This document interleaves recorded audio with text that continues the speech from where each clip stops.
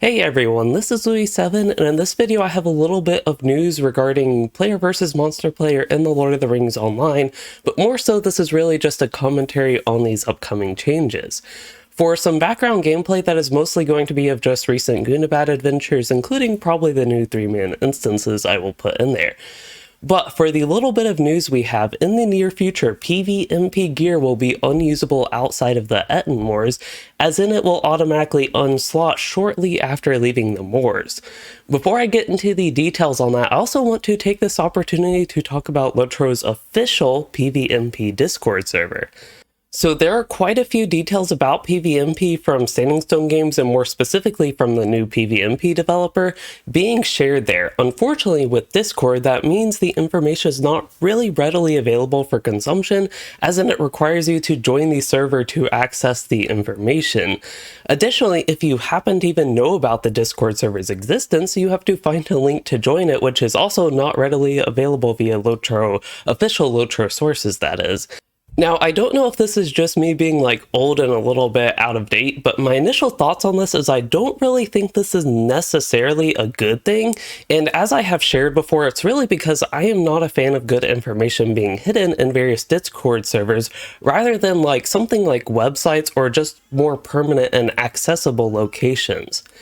Again though, this might just be a me thing, and before I leave this thought, I will say there are positive benefits from this, and I think it is great to have this type of interaction from a developer with the LOTRO community, and having the server I think is better than not having anything in the first place, because it does allow the dev to share expected changes before we get the patch notes, which is better than anything we had before.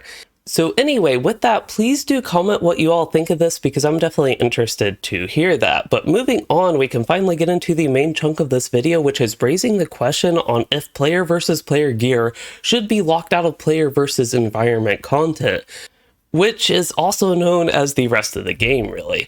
So the idea behind this upcoming change is that PvP gear should only be used for PvP and PvE gear should only be used for PvE. And ultimately, that means you should not be using PvP gear in PvE and the other way around. And that makes sense, but there are a few problems this causes, and these problems give me enough reason to think that this change should not only not happen, but ideally shouldn't even be necessary in the first place. So the big reason this is really an issue in the first place is because PvMP gear is very accessible at level 140 right now. All you have to do is go to the Etten Moor, spend a few seconds finding the correct vendor, and then buy your full gear set for just a few gold. And just like that, you will have a baseline level 140 armor set. Not only that, the gear is quite decent for what we have at level 140, especially before we even got these new 3-man instances. And the gear not being bad and super easy to get, of course, led to a lot of players doing this. They just went, bought it, and naturally they disposed of their old gear in that process because they didn't need it anymore as it was replaced. Even for me, this was actually going to be my exact plan for when I got level 140. So that's the deal with the PvMP gear, but that said, I think it is actually a wonderful system for the player versus monster player itself to have a system like this to increase accessibility with starting out in the moors. But moving on, this issue was compounded by the only other consistent gear source being crafted gear, which, while it is higher item level than the PvMP gear, the crafted gear isn't always better. This is the baseline PvMP gear I'm referring to, what you can buy with gold, that is. It's not even always better than that, even if it is higher item level. Also, the crafted gear is quite expensive to craft, as each piece requires a lot of materials and a few pieces of the rare sunstone shard mat as well.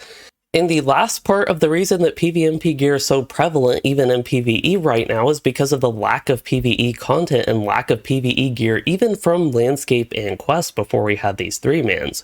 Only after this announcement was already made on the Discord server, we got the instances to release and finally got like new gear sources. But by this point, many players who already got to level 140 went for this optimal route of just buying PvP gear for the easiness and cheapness. So yeah, that is all that led up to the big issue in gating of PvMP gear to the Moors, but I still don't think this is an issue that should have happened in the first place. If the intention is that PvMP gear is supposed to be weaker than PvE gear, then that should actually be the case. And if on launch day PvMP gear was competitive with PvE options, even quest gear for that matter, then I believe there's an issue with the gear balance, not with where you use the gear. So for player versus monster player, there's this Audacity system, and the use of Audacity as a PvMP stat follows suit to what many other MMOs have done. And what Audacity does is it allows you to have PvP gear, allows it to have lower stats, that is, and just be straight up worse than PvE gear. But then the Audacity not only makes it better for PvP, it ideally makes it necessary, so you kind of have to use it, feel like you have to use it, especially with the cheap buy-in of just a couple gold that LOTRO implemented with Gundabad Update 31. So instead of locking the gear out, I think the first thing Standing Stone Games should look at is the power level of the gear and why this became an issue in the first place. If I were in their position, the very first thing I would look at is actually PvE gear and why it is not better than the PvMP gear. Maybe fixing this issue requires a stat loss on the PvMP gear and more emphasis on the Audacity stat, or maybe we should have just better baseline PvE gear options, even if it is the start of the expansion. For the other major aspect of this, I also question, is it actually a problem if PvP gear is occasionally used in PvE and vice versa? So before going into details on this, I have a brief example to pull from actually my World of Warcraft experience way back in the day when I actually liked that game and played it. And there were times when I would play PvP content and happen to get a good piece of gear.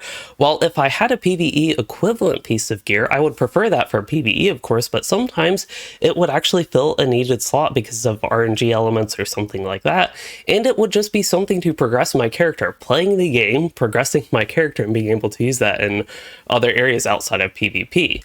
And on top of that, I actually remember having a lot of fun in specifically the Mist of Pandaria expansion, that era of WoW, when I was playing a large variety of content and having gear that I could get from playing PvP be usable outside of PvP. That actually helped motivate me to run through the PvP content in the first place.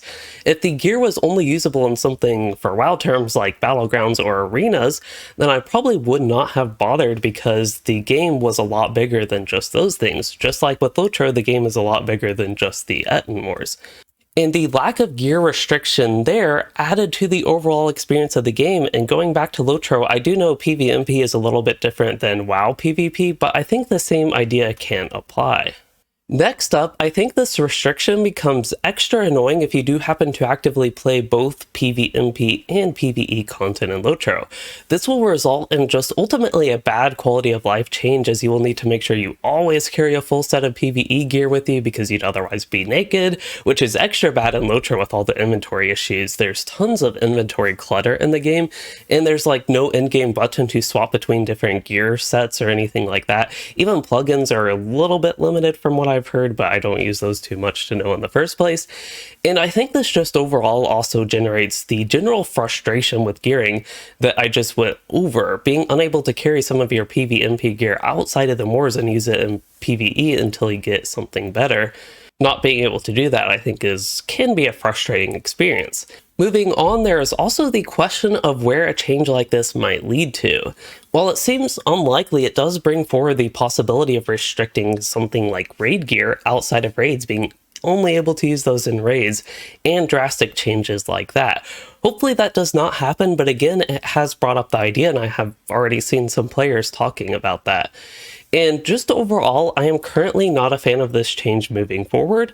According to Cordovan, the LOTRO community manager, the next patch is scheduled for Tuesday, November 23rd. That's right before the Thanksgiving holiday break, if everything goes to plan from their perspective.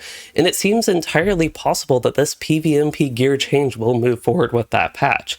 And at the very least, if Standing Stone Games does go through with these changes, as much as I would prefer to not have them happen in the first place and look at the other issues that are causing this issue, if it does happen, we can only hope for a decently long grace period for people to get some gear so they aren't like naked on patch day, especially if people don't know that this change is actually coming.